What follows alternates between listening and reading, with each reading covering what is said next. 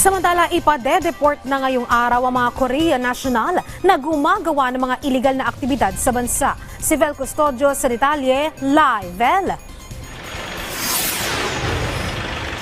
Luisa, 50 Korean nationals ang dadalhin dito sa Ninoy Aquino International Airport Terminal 3 para i-deport mamaya.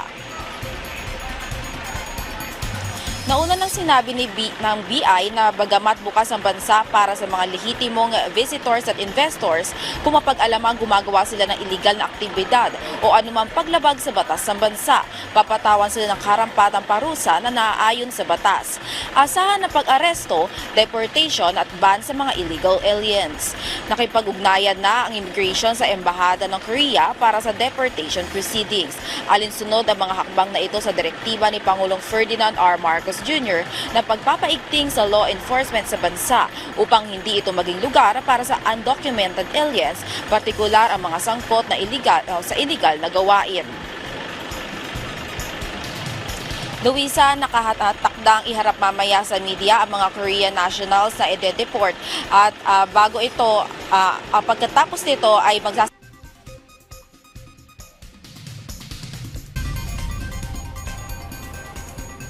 Maraming salamat, Vel Custodio.